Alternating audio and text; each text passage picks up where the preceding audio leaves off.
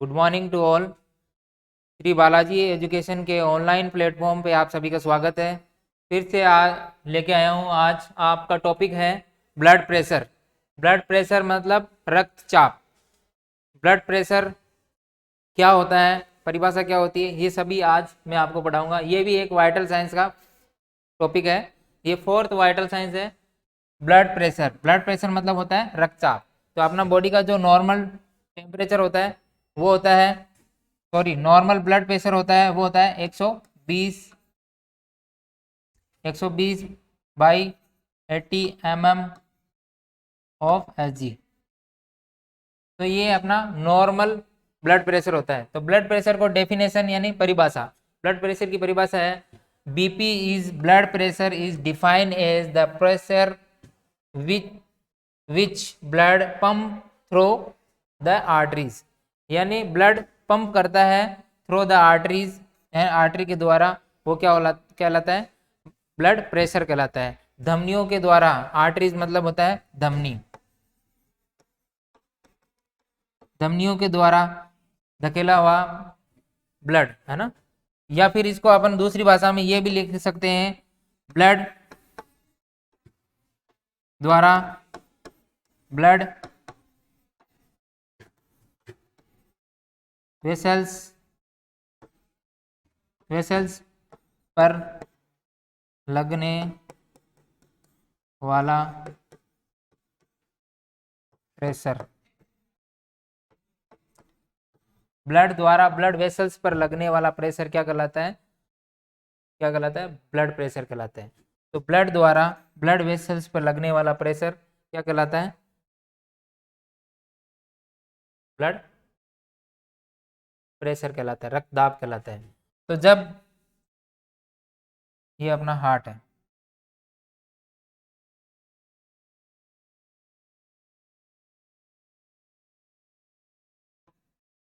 जब अपने हार्ट में राइट एट्रियम, राइट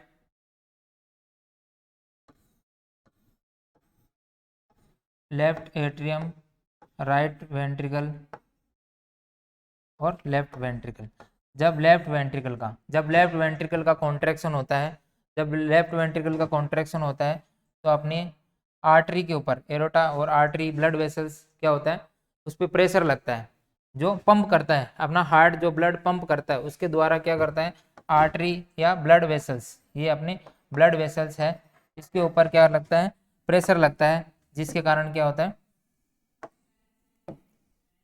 जिसके कारण प्रेशर के कारण क्या होता है, ब्लड प्रेशर लगता है। आर्टरी के ब्लड वेसल्स के ऊपर जो प्रेशर लगता है उसी को क्या कहते हैं, ब्लड प्रेशर कहते हैं। तो ब्लड प्रेशर, ब्लड द्वारा ब्लड वेसल्स पर लगाए जाने वाला प्रेशर क्या कहलाता है, ब्लड प्रेशर कहलाता है। तो ब्लड प्रेशर दो टाइप के होते हैं, ब्लड प्रेशर दो टाइप के होते हैं। ब्लड प्रेशर, तो पहला होता है सिस्टोलिक सिस्टोलिक ब्लड प्रेशर, और एक होता है डायस्टोलिक ब्लड प्रेशर। तो सिस्टोलिक ब्लड प्रेशर, जो बीपी दो टाइप का होता है, नॉर्मल होता है 120/80 mm ऑफ Hg, यानी मिलीलीटर, मिलीलीटर पर मरकरी। mmHg का मतलब है मिलीलीटर पर मरकरी। तो जो ऊपर का ब्लड प्रेशर होता है वो होता है सिस्टोलिक ब्लड प्रेशर, और जो ये नीचे का होता है ये डायस्टोलिक ब्लड प्रेशर होता है। तो ये होता है सिस्टोलिक सिस्टोलिक ब्लड प्रेशर, और नीचे का होता है जो डायस्टोलिक ब्लड प्रेशर। दो टाइप के ब्लड प्रेशर होते हैं। जब लेफ्ट वेंट्रिकल का कॉन्ट्रैक्शन होता है तो जो उच्चतम दाब लगता है तो उसको कहते हैं सिस्टोलिक ब्लड प्रेशर। जब लेफ्ट वेंट्रिकल रिलैक्स होता है तो उसका निम्नतम जो दाब लगता है, यानी लो प्रेशर जो लगता है, उसको क्या कहते हैं, डायस्टोलिक प्रेशर कहते हैं। तो होता है सिस्टोलिक और डायस्टोलिक प्रेशर। सबसे पहला है सिस्टोलिक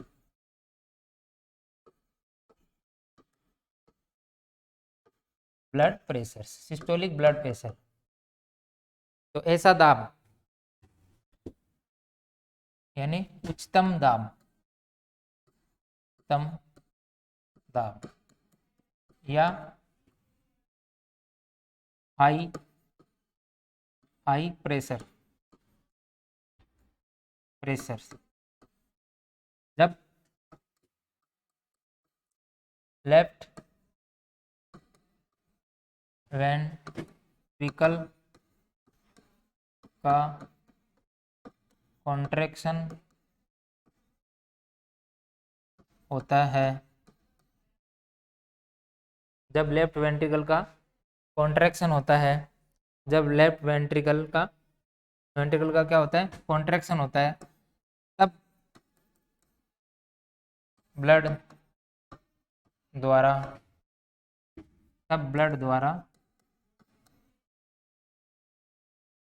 जब लेफ्ट वेंट्रिकल का कॉन्ट्रैक्शन होता है तब ब्लड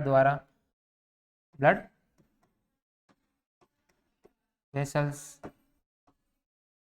पर जो प्रेशर लगता है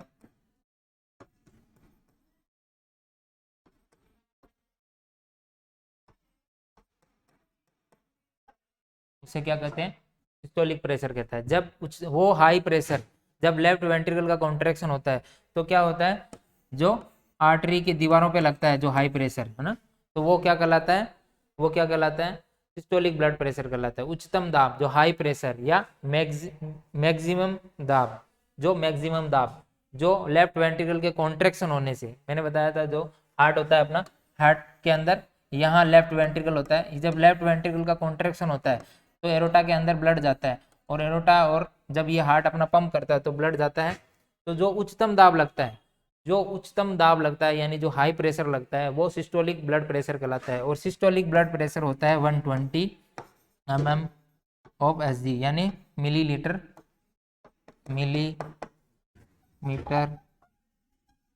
of mercury millimetre of mercury. तो ये मिलीमीटर ऑफ मरकरी होता है, वह mm ऑफ Hg का मतलब, यानी ये जो सिस्टोलिक जो होता है दाब वो होता है 120, जो सिस्टोलिक दाब होता है वो होता है 120। जब लेफ्ट वेंट्रिकल का कॉन्ट्रैक्शन होता है तब ब्लड वेसल्स पर जो दाब लगता है, जो हाई प्रेशर लगता है, उसको क्या कहते हैं अपन, सिस्टोलिक ब्लड प्रेशर कहते हैं। और अब होता है डायस्टोलिक प्रेशर, ब्लड प्रेशर या प्रेशर। तो ये जो होता है ये होता है निम्नतम दाब, यह होता है low pressure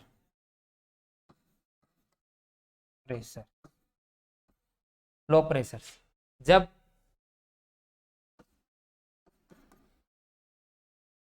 left ventricle relax होता है, जब लेफ्ट वेंट्रिकल रिलैक्स होता है तो तब ब्लड द्वारा ब्लड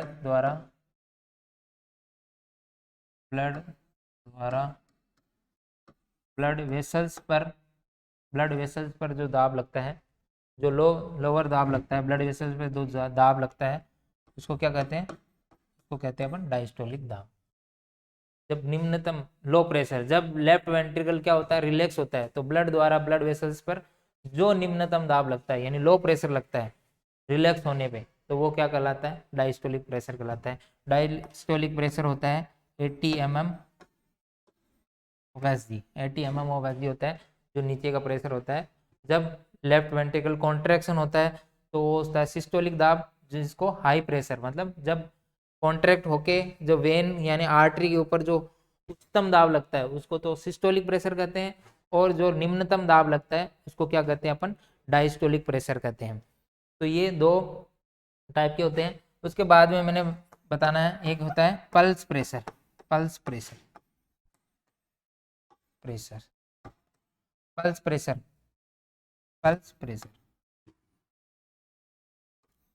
क्या होता है, जब पल्स प्रेशर क्या होता है, जब ऐसा प्रेशर जो सिस्टोलिक और डायस्टोलिक का डायस्टोलिक के अंतर को क्या कहते हैं? पल्स प्रेशर कहते हैं। पल्स प्रेशर कहते हैं, यानी सिस्टोलिक और डायस्टोलिक के बीच के अंतर को क्या कहते हैं?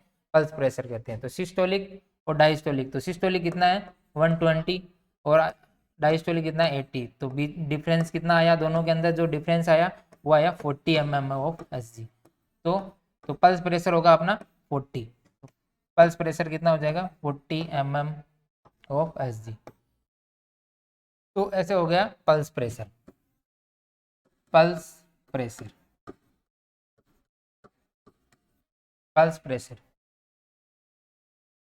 तो पल्स प्रेशर सिस्टोलिक और डायस्टोलिक के अंतर को क्या कहते हैं? पल्स प्रेशर कहते हैं। तो 120/80 बराबर आ गया 40 mm Hg। तो ये क्या हो गया? तो पल्स प्रेशर हो गया। अगर सिस्टोलिक बीपी, आपका सिस्टोलिक बीपी 140 हो और डायस्टोलिक क्या हो जाए आपका 80 हो, तो पल्स प्रेशर कितना होगा? पल्स प्रेशर होगा अपना 40 and 20 बराबर 60 mm Hg, है ना। तो ये दोनों के अंतर को ही तो अपन क्या करते हैं? इन दोनों के अंतर को ही तो अपन पल्स प्रेशर बोल रहे हैं। तो जो सिस्टोलिक और डायस्टोलिक का जो अंतर है, तो अगर वो यहाँ पे 40 का है तो इसलिए ये 40 mm हो गया। यहाँ पे क्या 60 का अंतर हो गया। अगर इसको 140 से 80 माइनस करेंगे तो कितना आ जाएगा? 60 आ जाएगा। इसीलिए इसको अपन 60 बोल रहे हैं। अगर यही मैं बीपी बताऊँ, ऊपर का 150 है और नीचे का 90 है, तो भी क्या आ जाएगा? यानी 40 और 10 ये हो जाएगा बराबर -60। ये 60 आएगा वापस, है ना। 60 mm of Hg, 60 mm of Hg, 60 mm of Hg आ जाएगा। तो ये प्रेशर हो जाएगा। इसके बाद में अपन, ये हो गया पल्स प्रेशर। इसके बाद में ऐसे कौन से कारक है जो बीपी को प्रभावित करते हैं? तो बीपी सबके समझ में आ गया। ऐसा ब्लड प्रेशर जो क्या होता है, ऐसा pressure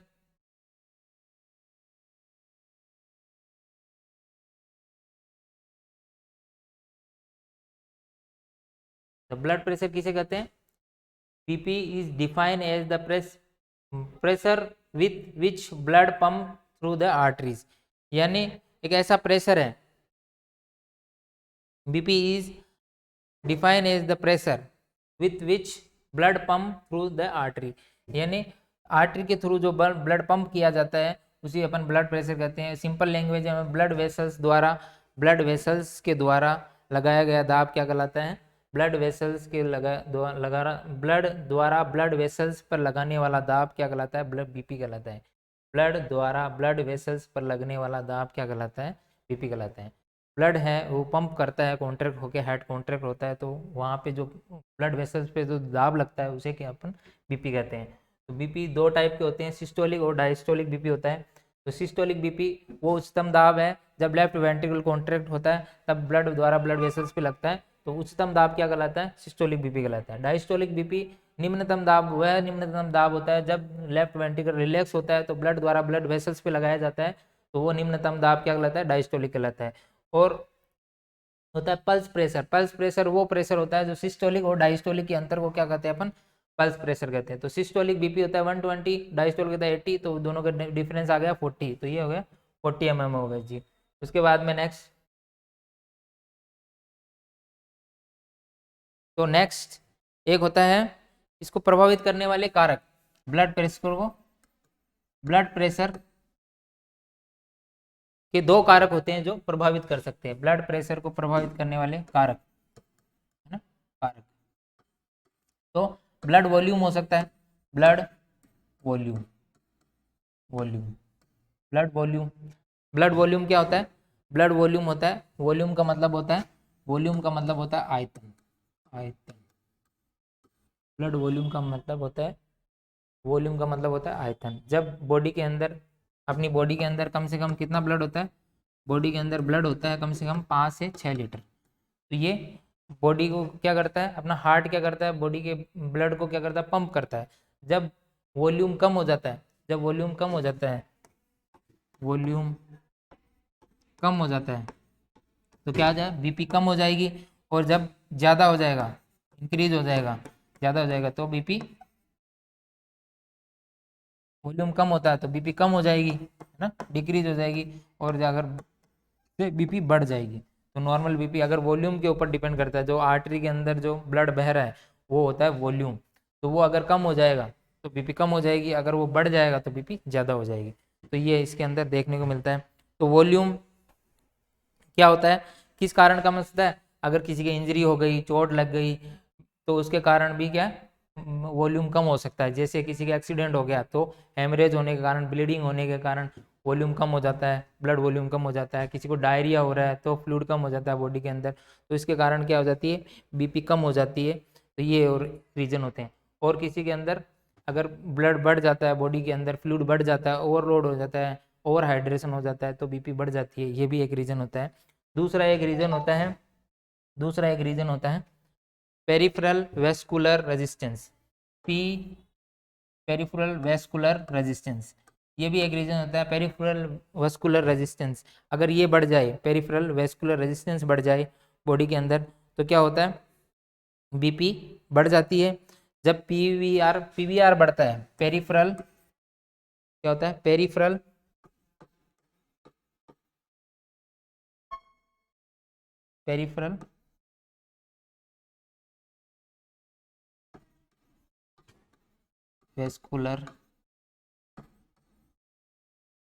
vascular resistance,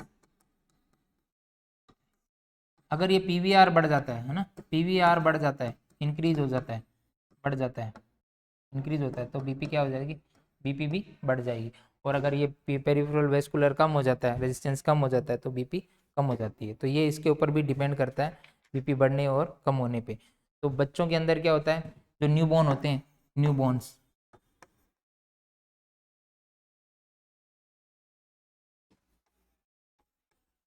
newborn newborn के अंदर क्या होता है, बीपी कम होता है।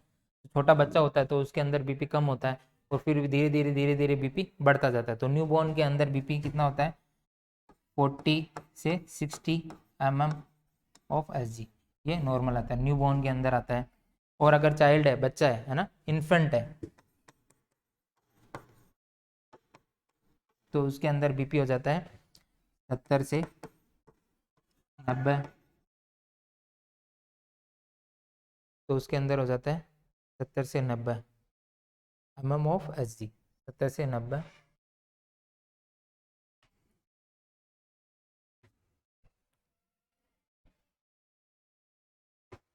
यानी 70 से 90,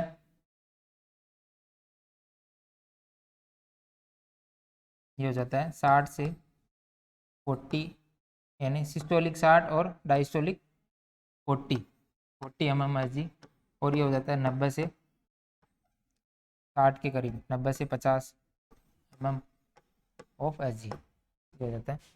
तो बच्चों के अंदर क्या हो जाता है, 90 से 50 के करीब। और जो इन्फेंट न्यूबॉर्न होते हैं उनके 60 से 40 तक नॉर्मल माना जाता है। और अडल्ट के अंदर तो मैंने बताया था, अडल्ट के अंदर क्या होता है, अडल्ट के अंदर अडल्ट के अंदर 120/50 mm एफ जी। और ओल्ड एज के अंदर ओल्ड एज के अंदर कितना हो जाता है, 140 से 90 तक ओल्ड एज के अंदर नॉर्मल माना जाता है। तो न्यू बॉर्न के अंदर 60 to 40 mm एच जी तक नॉर्मल माना जाता है। और इन्फेंट के अंदर क्या जाता है, 40 से 50 mm एच जी, यानी 90 से 50 mm एच जी तक नॉर्मल माना जाता है। न्यूबॉर्न के अंदर 60 to 40 mm एच जी तक नॉर्मल माना जाता है। अडल्ट के अंदर 120 से 80 mm एच जी तक नॉर्मल माना जाता है। और ओल्ड एज के अंदर 140 से 90 mm एच जी तक नॉर्मल माना जाता है। तो ये आपका हो गया ब्लड प्रेशर की नॉर्मल रेंज। अब आता है ब्लड प्रेशर को factor influencing of blood pressure, यानी ब्लड प्रेशर को प्रभावित करने वाले कारक। ब्लड प्रेशर को ब्लड प्रेशर प्रेशर को प्रभावित करने वाले कारक कौन कौन से कारक है, अफेक्ट करने वाले कारक, है ना। अफेक्टिंग कारक, फैक्टर अफेक्टिंग कारक कौन कौन से हो सकते हैं? एज हो सकते हैं, मैंने बताया था एज है ना। सबसे पहला क्या हो गया? एज। एज के अकॉर्डिंग अलग अलग बीपी होता है। तो न्यूबॉर्न में अलग होता है, न्यूबॉर्न में अलग होता है, कम होता है। उसके बाद में क्या है, धीरे धीरे बढ़ता जाता है ना। तो अडल्ट में अलग होता है, अडल्ट में अलग होता है, ओल्ड एज में अलग होता है, ओल्ड एज में अलग होता है। तो ये क्या करता है, पहले कम होता है फिर धीरे धीरे बढ़ता जाता है। तो ये एज के अकॉर्डिंग भी अपने बीपी को अफेक्ट करते हैं। तो कारक एज के अकॉर्डिंग हो सकता है, फीमेल और मेल में अलग होता है, सेक्स के अकॉर्डिंग बीपी अलग अलग होता है, फीमेल में अलग होता है, मेल में अलग होता है, और ओल्ड एज में अलग होता है, एज में अलग होता है, मोटे आदमियों में बीपी ज़्यादा होता है। तो ये बीपी अलग अलग साइज के अकॉर्डिंग और एज के अकॉर्डिंग ये चेंजेस आते रहते हैं, तो ये अफेक्ट करते हैं। उसके बाद में दूसरा है एज हो गया, उसके बाद में इन्वायरमेंट हो गया।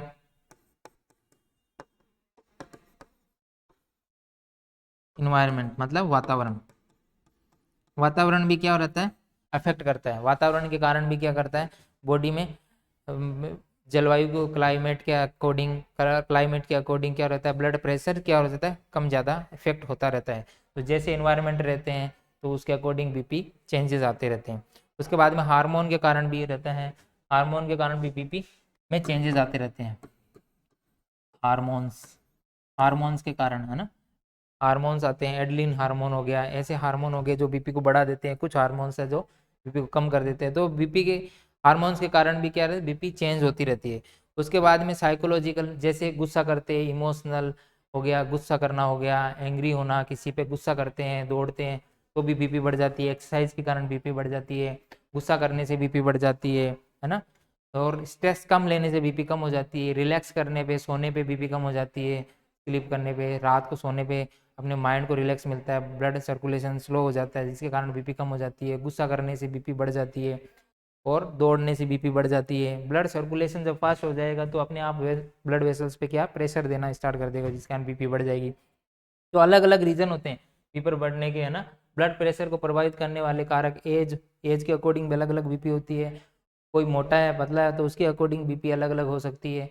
कोई आदमी फीमेल में अलग होती है, मेल्स में थोड़ी सी अलग होती है, और ये चेंजेस देखने को मिलता है ना। वातावरण के अकॉर्डिंग बीपी चेंज हो जाती है, सर्दी में अलग हो जाती है, गर्मी में थोड़ी बीपी अलग चेंज हो जाती है। तो ये बीपी को प्रभावित करने वाले कारक है ना, जिससे अफेक्ट पड़ता है बीपी के ऊपर। और जो बीपी की कुछ दवाइयाँ ले रहे हैं उनके कारण बीपी कम हो जाती है, बीपी बढ़ जाती है। तो ड्रग्स का भी इफेक्ट पड़ता है, जो अल्कोहल पीते हैं, ड्रग्स लेते हैं या सिगरेट पीते हैं, उनमें भी बीपी बढ़ने के चांस है, उनकी भी बीपी ज़्यादा हो जाती है। तो ये बीपी के बढ़ने के अलग अलग रीजन हैं, ठीक है। अब बीपी में क्या होती है, एबनॉर्मलिटी। बीपी के अंदर एबनॉर्मलिटी कौन कौन सी होती है? बीपी के अंदर बीपी का बढ़ जाना क्या कहलाता है, बीपी का कम हो जाना क्या कहलाता है? तो बीपी का बढ़ जाना क्या कहलाता है, हाइपरटेंशन, हाइपरटेंशन। बीपी का बढ़ जाना क्या कहलाता है, हाइपरटेंशन। बीपी का बढ़ जाना हाइपरटेंशन कहलाता है ना। बीपी का बढ़ जाना क्या कहलाता है, हाइपरटेंशन। बीपी का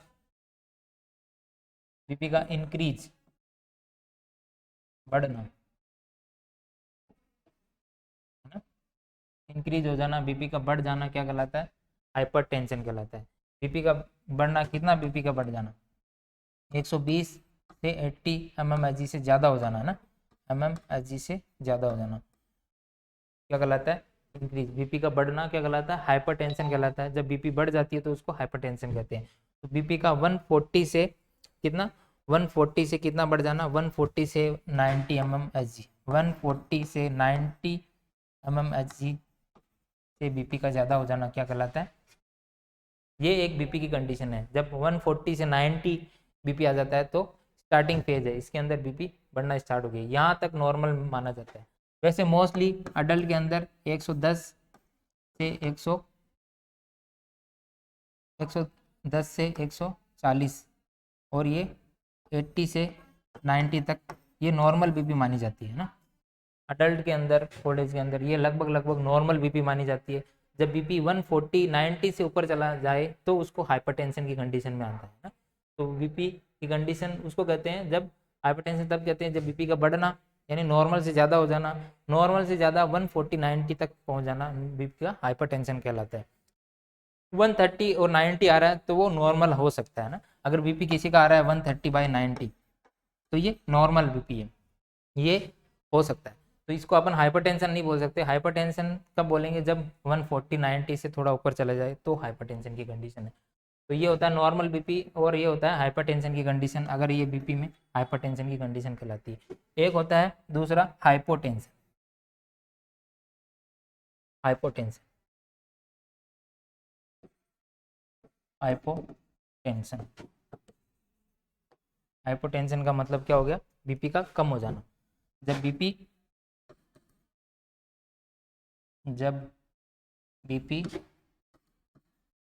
नॉर्मल से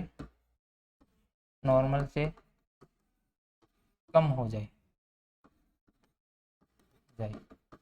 या फिर 110/70 से कम, तो क्या कहलाती है, हाइपोटेंशन। बीपी का कम हो जाना कहलाता है हाइपोटेंशन कहलाता है। जब 110/70 से कम हो जाए तो उसको क्या कहते हैं, इसको कहते हैं हाइपोटेंशन। बीपी का कम हो जाना हाइपोटेंशन कहलाता है। ठीक है, बीपी का कम हो जाना क्या कहलाता है, हाइपोटेंशन कहलाता है।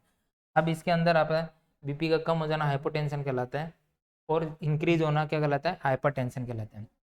अब हाइपरटेंशन में कुछ अलग कंडीशन बताता हूँ। हाइपरटेंशन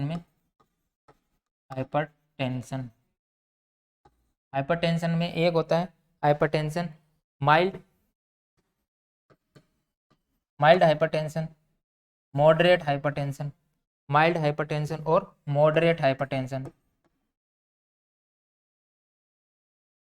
मॉडरेट हाइपरटेंशन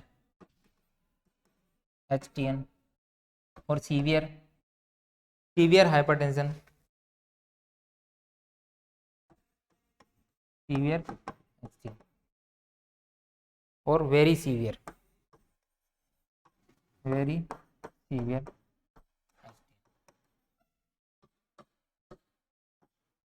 जब क्या होता है माइल्ड हाइपरटेंशन किसे कहते हैं, जब बीपी स्टार्टिंग फेज होती है तो उसको माइल्ड हाइपरटेंशन कहते हैं। तो माइल्ड हाइपरटेंशन के अंदर क्या होता है, बीपी 140 से 169 140 से 169 159 सॉरी 159 ना, 140 से 159 और क्या हो जाता है 159 और 90 से 99 mm ऑफ एचजी। ये कंडीशन क्या कहलाती है, आपके माइल्ड हाइपरटेंशन कहलाती है। जब बीपी कितना हो 140 से 159 और 90 से 99 mm एचजी हो तो वो माइल्ड हाइपरटेंशन कहलाता है। जब ब्लड प्रेशर 160 से 179 है ना, और ये हो गया सिस्टोलिक बीपी 160 से 179 सिस्टोलिक बीपी, और डायस्टोलिक हो 100 से 109 100 से 109 बीपी हो, डायस्टोलिक 100 से 109 तक हो, और सिस्टोलिक 160 से 179 तक हो तो वो क्या कहलाता है, मॉडरेट हाइपरटेंशन कहलाता है। तो वो कहलाता है मॉडरेट हाइपरटेंशन। सीवियर हाइपरटेंशन किसे कहते हैं, जब बीपी कितना हो, सीवियर हाइपरटेंशन कहते हैं जब बीपी 180 से 209 बीपी 180 से 209 हो और 110 से 119 mmHg हो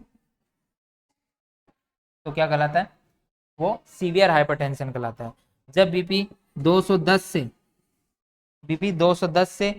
120 mmHg हो तो क्या कहलाता है, वो वेरी सीवियर हाइपरटेंशन कहलाता है। इस टाइप के बीपी क्या कहलाते हैं, वेरी सीवियर हाइपरटेंशन कहलाते हैं। वेरी सीवियर हाइपरटेंशन कहलाते हैं। ठीक है, वेरी सीवियर हाइपरटेंशन कहलाते हैं। तो ये क्या हो गया, ये जो आगे का बीपी है ये सब क्या है, सिस्टोलिक बीपी है, सिस्टोलिक बीपी है। और ये बीपी क्या कौन से होते हैं, डायस्टोलिक बीपी है, जो डायस्टोलिक बीपी, ये डायस्टोलिक बीपी है। जो नीचे का बीपी इतना हो जाए 120 हो जाए तो वेरी सीवियर कंडीशन है। अगर ऊपर का 210 से ऊपर चले जाए तो वेरी सीवियर कंडीशन में माना जाता है 200 से ऊपर जाने को। और 180 तक क्या होता है, ये सिस्टोलिक बीपी है और ये डायस्टोलिक बीपी है। तो ये अलग अलग कंडीशन है। इसमें माइल्ड हाइपरटेंशन 140 से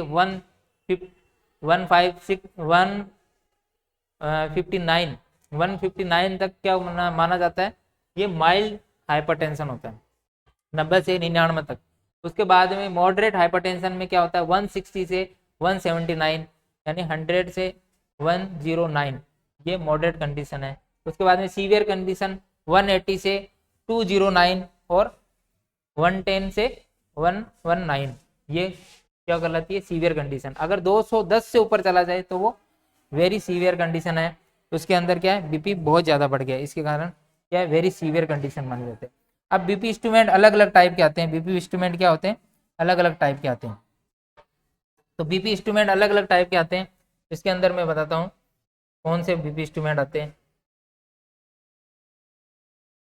तो ये अलग अलग टाइप के हो सकते हैं ना।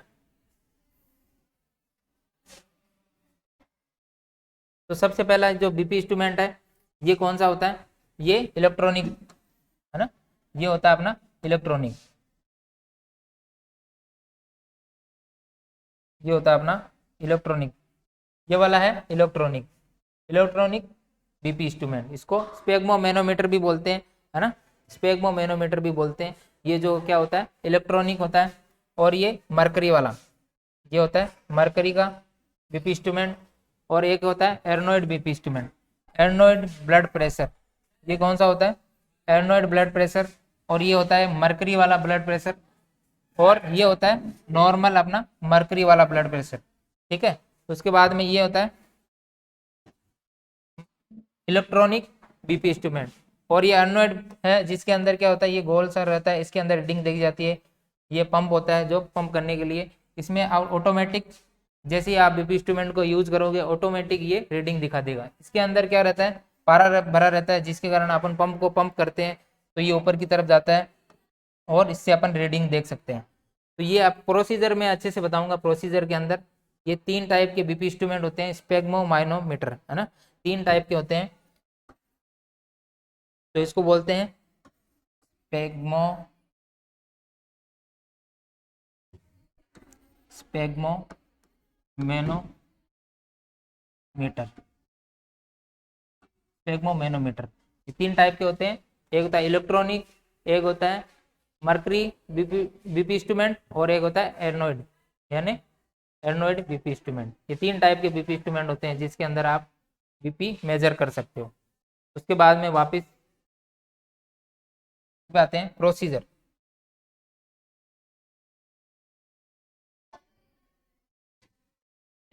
प्रोसीजर के अंदर आते हैं वापस। तो बीपी चेक करने का प्रोसीजर, ब्लड प्रेशर का प्रोसीजर।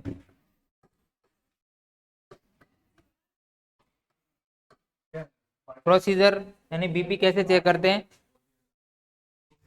बीपी चेक करने का प्रोसीजर। सबसे पहले हैंड वॉश, हैंड वॉश करेंगे। सबसे पहले बीपी चेक करने के लिए क्या करेंगे, हैंड वॉश करेंगे। और उसके बाद में क्या करेंगे, सबसे पहले हैंड वॉश करेंगे, उसके बाद में सारे इक्विपमेंट है ना, उपकरण उपकरण सारे अपन इकट्ठा कर लेंगे। उपकरण आपके पास में होने चाहिए, सब उपकरण आपके पास में प्रेजेंट होने चाहिए। जैसे स्पेग्मोमेनोमीटर आपके पास होना चाहिए, बीपी इंस्ट्रूमेंट, जिस बीपी से आप बीपी इंस्ट्रूमेंट से बीपी चेक करने वाले हो वो आपके पास होना चाहिए। स्टेथोस्कोप होना चाहिए। तो सारे इंस्ट्रूमेंट आपके पास में होने चाहिए। उसके बाद में आप पेशेंट को क्या करोगे, पेशेंट को एक्सप्लेन करेंगे, प्रोसीजर एक्सप्लेन करेंगे,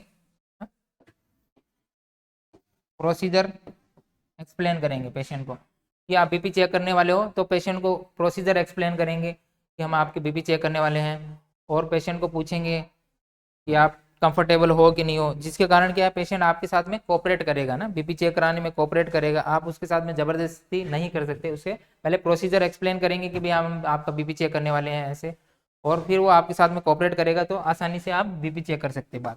बाद में आपको क्या करना है, स्पेग्मो मैनोमीटर यानी बीपी इंस्ट्रूमेंट, बीपी इंस्ट्रूमेंट को आपको पेशेंट के पास में ले जाना है और पेशेंट के लेवल के ऊपर, है ना, पेशेंट के बॉडी के लेवल के बराबर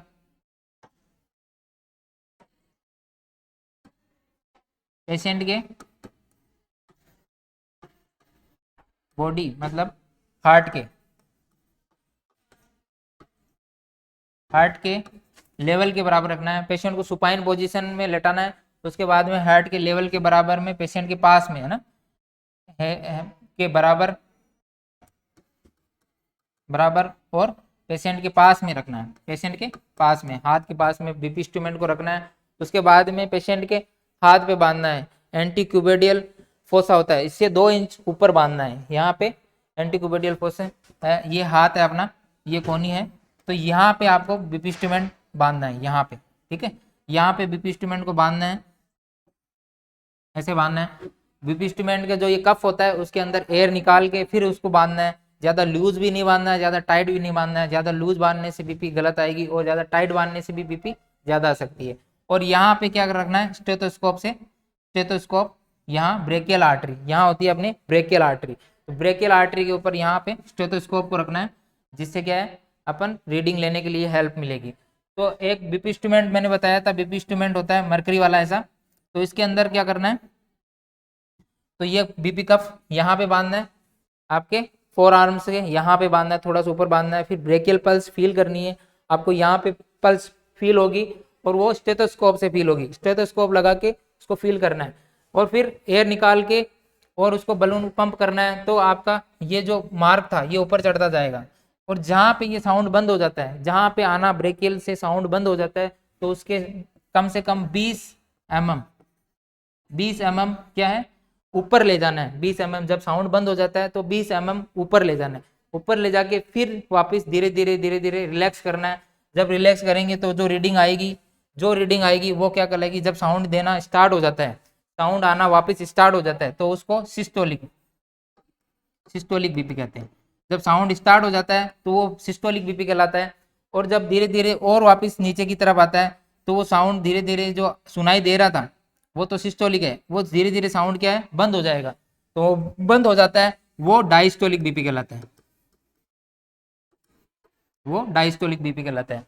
जब आप बीपी कप बांध के ऊपर की तरफ जाते हो तो एक साउंड सुनाई देता है, वो साउंड सुनाई देता है, उससे आपको 20 mm ऊपर ले जाना है।